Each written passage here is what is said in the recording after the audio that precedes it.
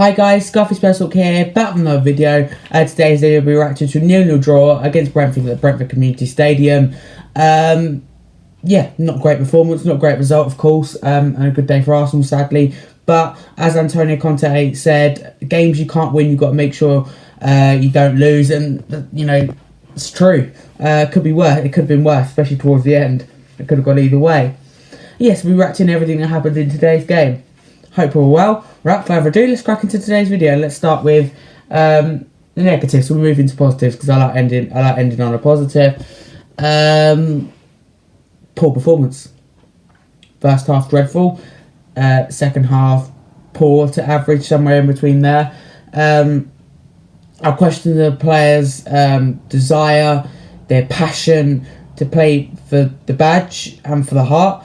I think there's lots of players in the club who don't give it 100%. I'm not going to name anyone just yet, but you know, playing for their money. Because for me, wherever you get paid or not, it makes absolutely no difference. I'd play for Spurs for free, and I'd give whatever football club I'm at, but especially Spurs, I'd give 100% to the badge, 100% in the heart, and leave absolutely everything out on the pitch. You know, whether you're in bits, whether you get injured, it doesn't matter. You leave everything on the pitch. It's not all about yourself. And all these professional footballers nowadays, although it's great to watch football these days, don't get me wrong, but just looking at our club, and I think Man United Man United fans feel the same with their club. The players don't give 100%. It's all I've got to be clean at the end of the game, no mud on my shirt, no sweat.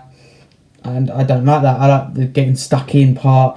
We do have some players who do that. But yeah, focusing on the result, Arsenal gained 2 more points than us today, and they won 3-1 against Man United. We had an easy game against Brentford, drew 0-0, so that was disappointing.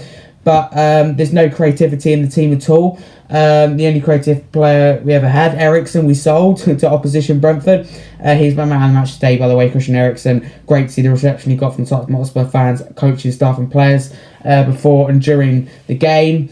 So that was great to see. I'm really happy for him, and he said after the game that he's still a Spurs fan. I'd love him to come back in the summer. We so lack creativity.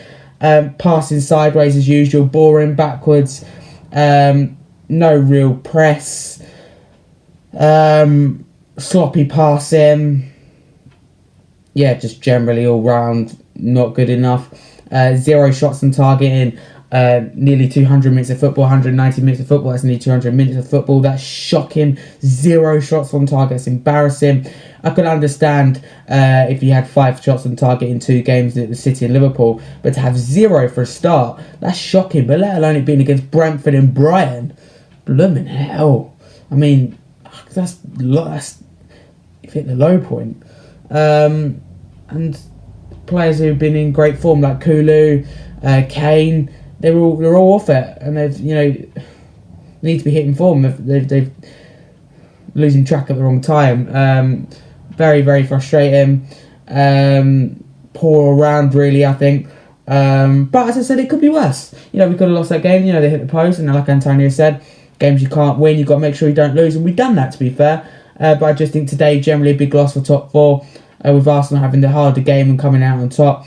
I don't get me wrong, I think Brentford was tough, and I always said the point would be the end of the world, but do you know what? I would be sitting here, and let's say we only got a point. We gave it absolutely everything. I'll be going, fantastic performance, we only got a point, never mind, but we're going on to the next. But the reason I'm very disappointed is because of the performance. It wasn't good enough. If you're going to sit back, you're going to need to counter-attack. We didn't have a shot on target, we didn't counter-attack. It reminds me of the days of Mourinho, and I question Conte a tiny bit. I love Conte, but I do question why that is happening. I'd like him to publicly speak about him, if it's something he's doing or something the players are doing. I'm sure it's the players, don't get me wrong. But, counter-attacking, just came chance towards the end. There's no real threat. Passing sideways, we're waiting for Brent. All we wait is for them to make a mistake. Whereas Conte ball at the best beat 5-0 Everton at home. The best one being 3-2 away at Manchester City. But that counter attack at its best. Why has that changed? I don't understand.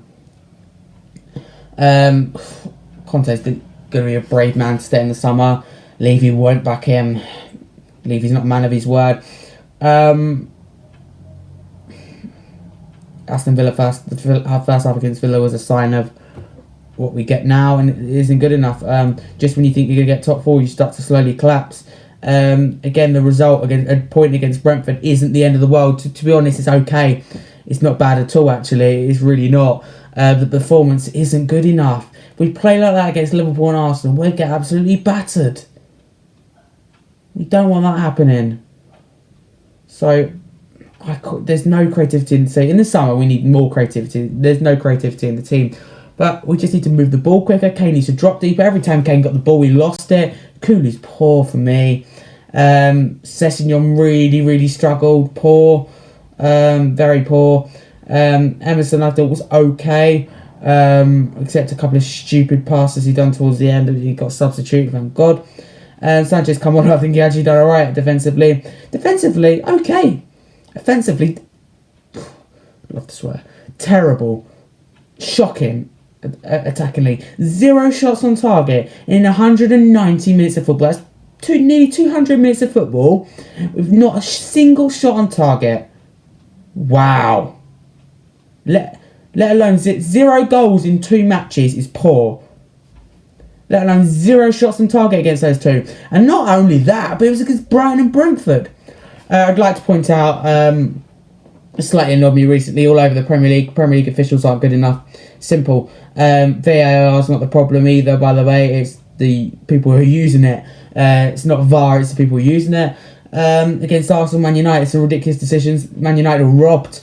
And again today, a couple of times where we could have played advantage, and the referee gave a free kick to Brentford where Kane was away. I was shouting at the referee because I thought, why has he stopped the game to give us a free kick and not played advantage? I thought I was really miffed up. I was absolutely getting really mad.